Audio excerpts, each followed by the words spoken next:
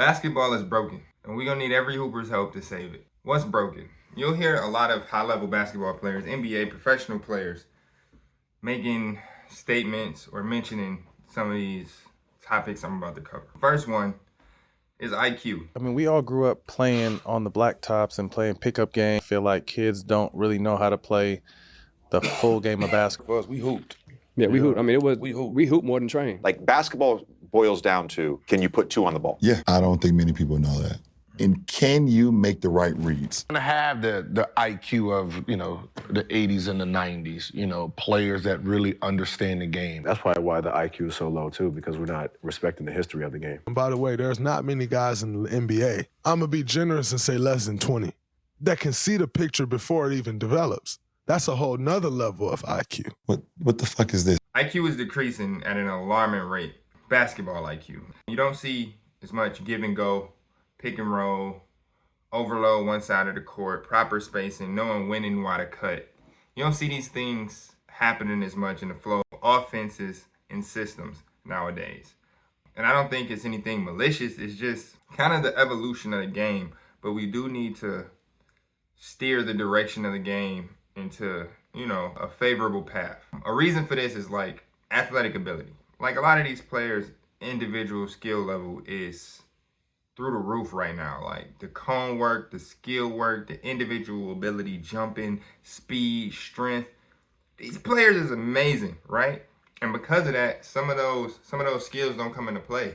A lot of times people aren't using their IQ because they don't need it, right? They're faster, they're stronger, they blow by you, they jump over you. So a lot of these instances where IQ would be usually useful, they're kind of like not using it because of their individual skill, right? It even goes into the old school versus new school. We done with the 90s trait, right? We're like on an individual level, these players are better than the older players from top to bottom.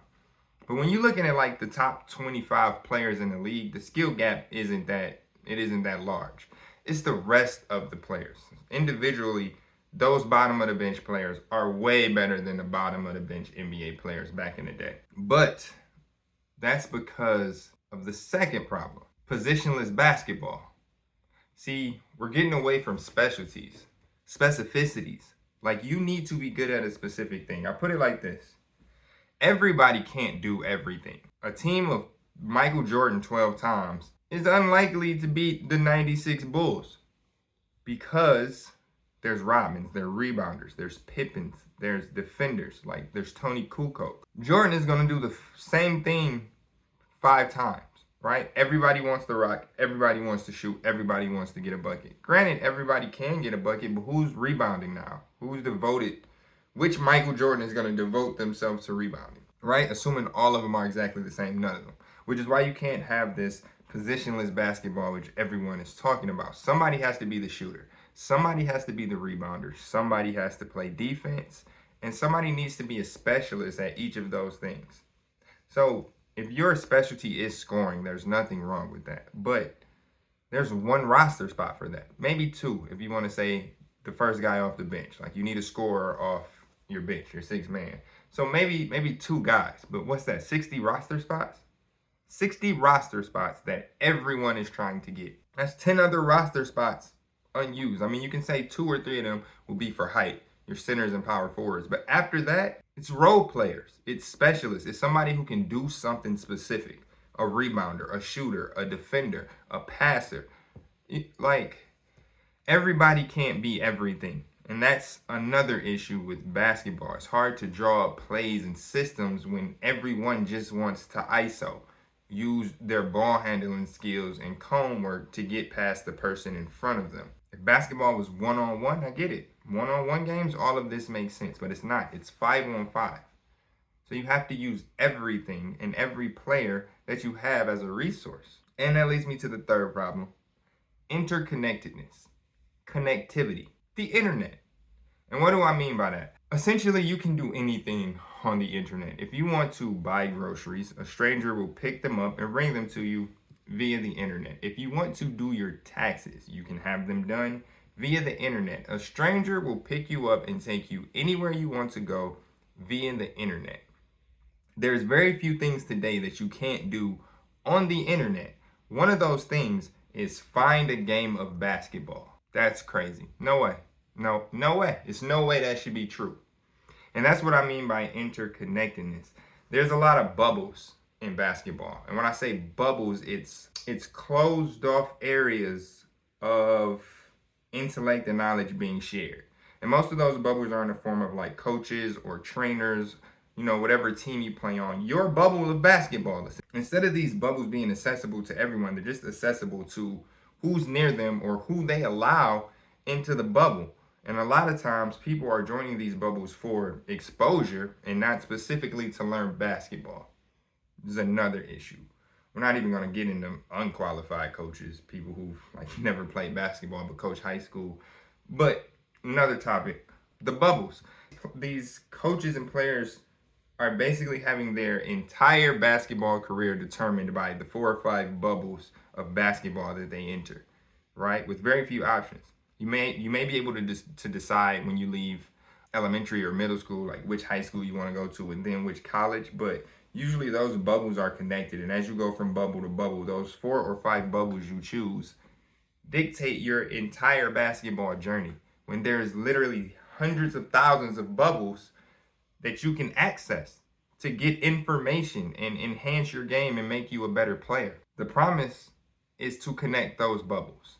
I want to make it to where you're not limited by your reach.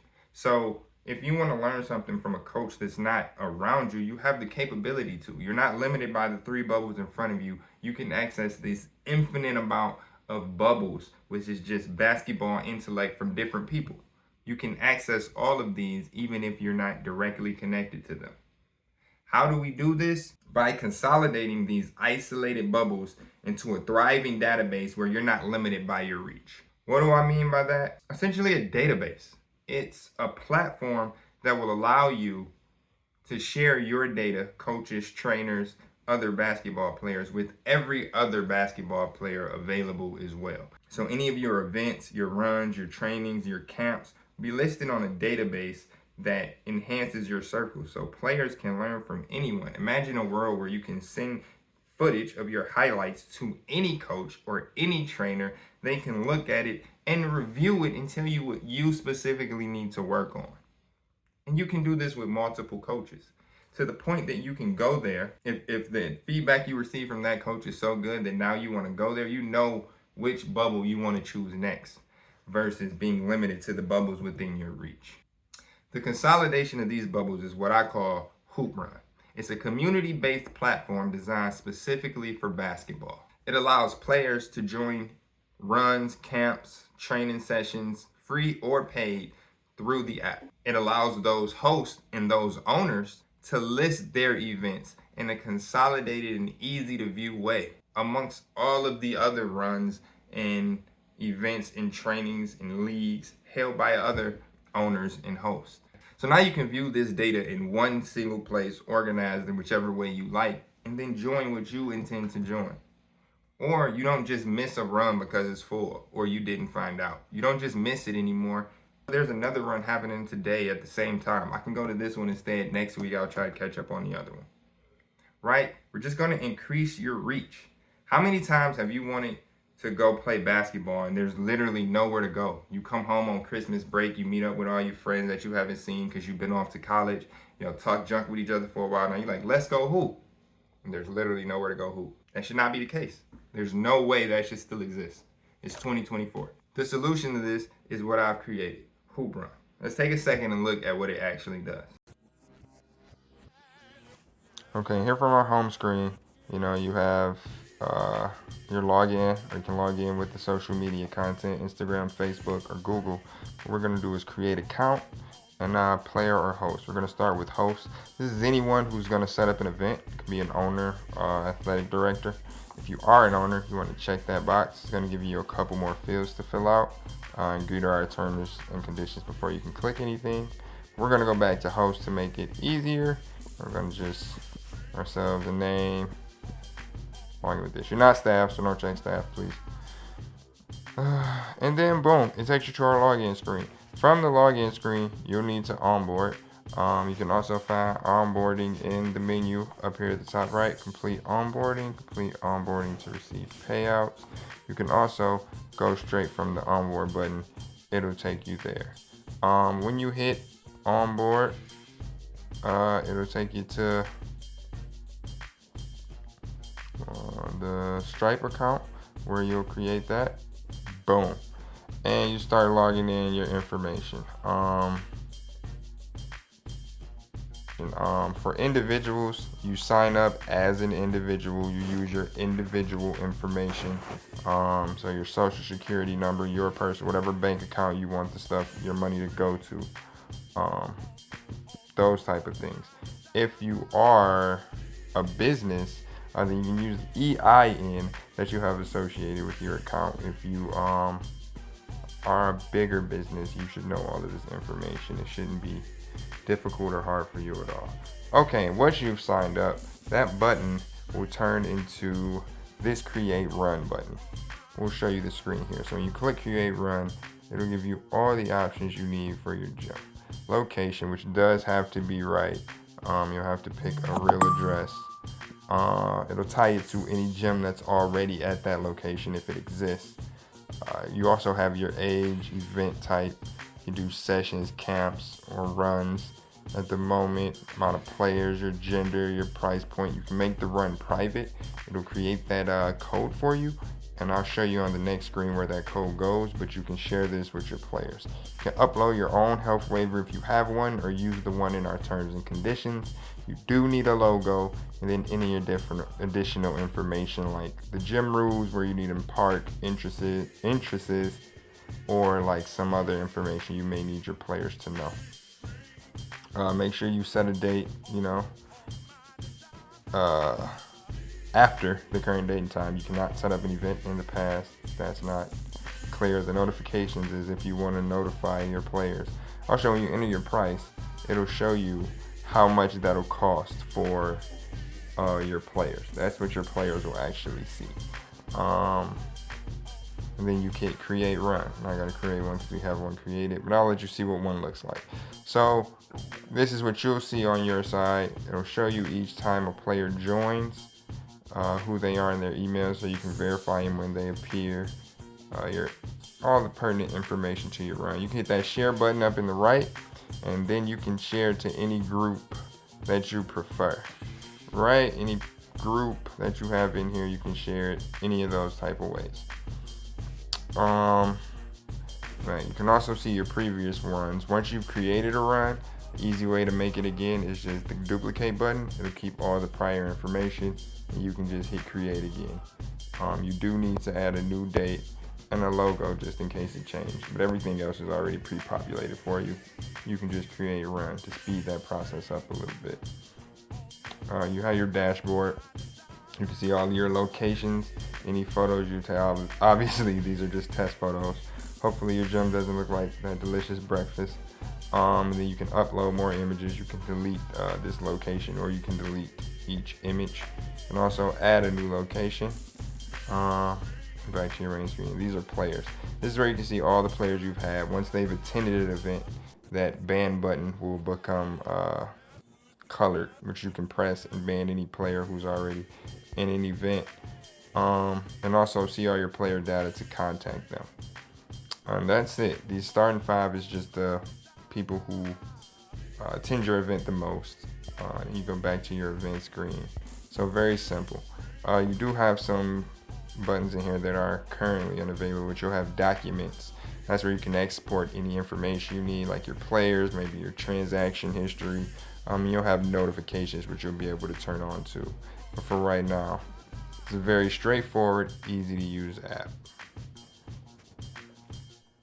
And looking at it on the player side, we tried to keep it just as simple, if not, that you just have the runs listed in whatever format you want.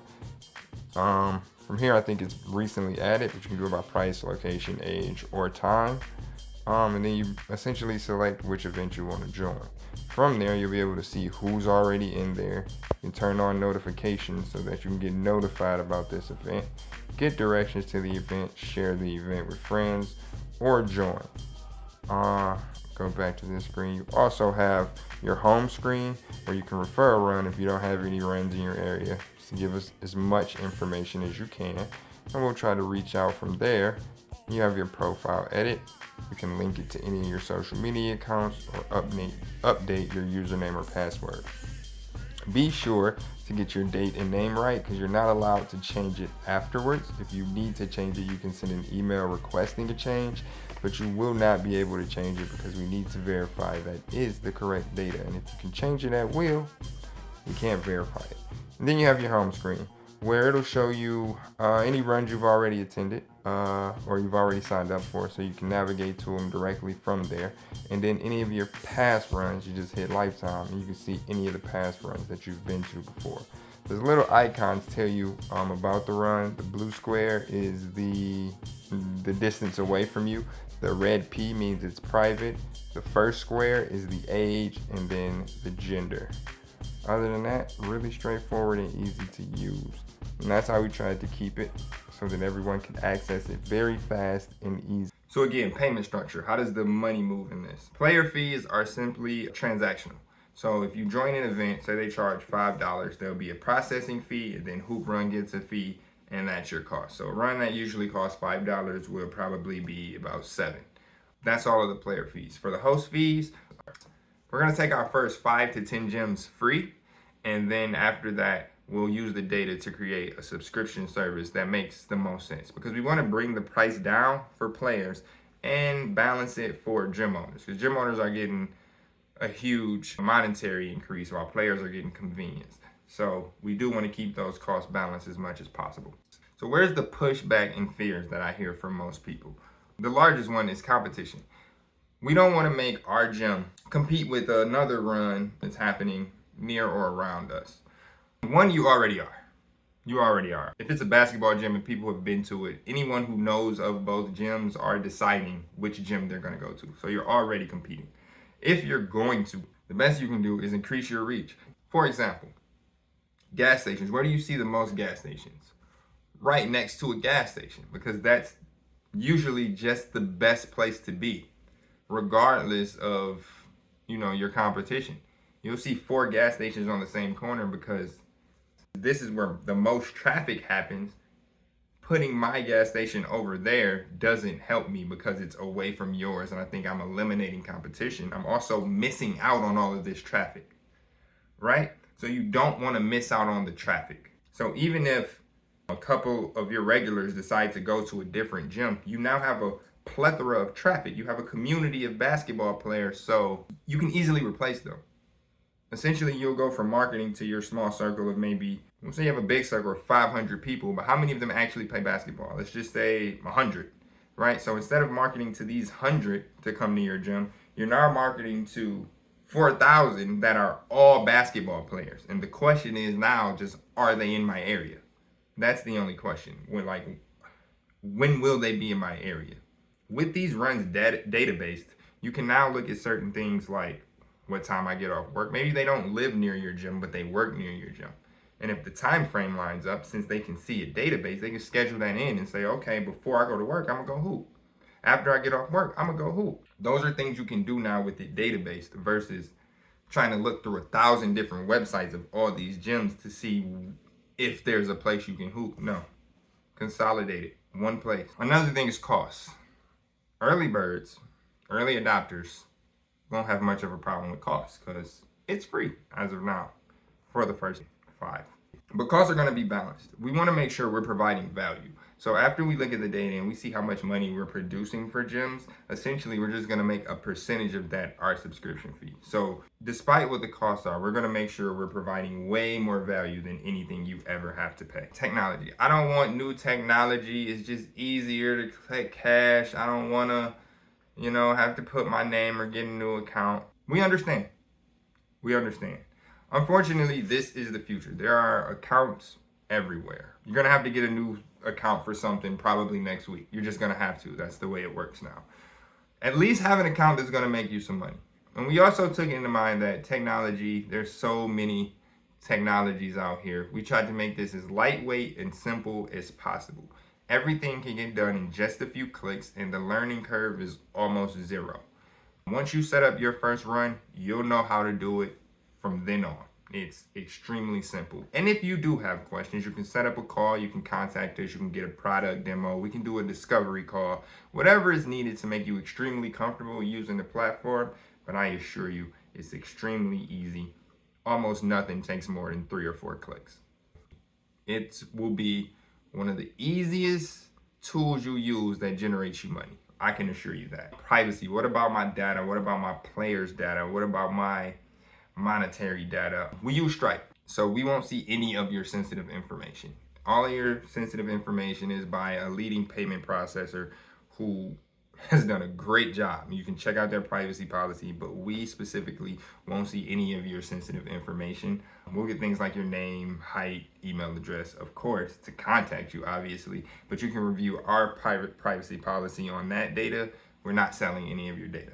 So nothing to worry about there. Your data is safe and secure. It's only going to be used to help you. What else? I mean, tell me. Leave me a comment, schedule a call, whatever you need. Please let me know what other issues are there. I would love to find out that there's something I didn't see and fix it, because that's the goal, is to make it better. I'm not trying to act like this is perfect. We're going to grow together and get better together, but this is all to save basketball. Okay, but now let's look at the pain points. Look at what's actually getting fixed. Not getting paid. That's got to be the worst. Checking at the end of the run all 25 people to try to remember who paid you and who didn't. They send you a Zelle or a Cash App, and now a percentage of your payment is coming out. No more. Your payment processing is handled before the run. You already know who paid, who's there. There's no fees coming out of it. You get your full amount. So you can pay the gym if you're renting it, or if you are the owner, you're paid ahead of time. Not getting enough players. You schedule this event, only 9 players show up, but everybody's there, they already paid, so now you're just stuck in an event where you're not gonna make any money. No, it doesn't happen anymore. You're gonna know ahead of time how many people are there. You can cancel if you need to, or add more, or market more if you need to. Unlikely, most of the events fill up. I've seen one since the existence of HoopRun not fill up, so with our platform. No organization. None of the data is in a formatted way. You can't really use it. You're sending a group chat, you're on Facebook groups, you're marketing on Instagram. You don't have a consolidated way to reach your players to see who likes what, who does what, who shows up the most, who doesn't show up, who you should stop reaching out to. You have all this organized, right? Also, undocumented income. You can't use this money for anything. If you don't have it documented anywhere, this is just under the table money that you can't use to increase your wealth further. For example, if you drive with Uber, you'll get a document telling you how much money you made that you can use to show people that you make money. You can do the same thing with HoopRun. This now allows you to get a 1099, and you can say, hey, this is income. This is a side hustle. This is a business. You can start an LLC. There's a lot you can do once you organize your data. And then marketing. As I mentioned before, those Facebook group chats, those Facebook groups, those group chats, your Instagram posts, all of those will be significantly decreased, if not reduced to zero, because HoopRun will do it for you. And now there's a consistent place they can go to get the data. They don't have to text you and ask you every week what's happening. It's already provided. They can just go see, right? So again, this is to make the world of basketball easier. The future plan of this is huge. We'll get trainers, coaches onto the platform. We'll get video cameras at these runs. You'll get your highlights taped. You can send those highlights for a fee to coaches and trainers to get feedback. There's so much that can be done. But the first thing that has to happen is we have to start. We have to consolidate these bubbles. We have to. So now that we know the problem with basketball, are we going to fix it?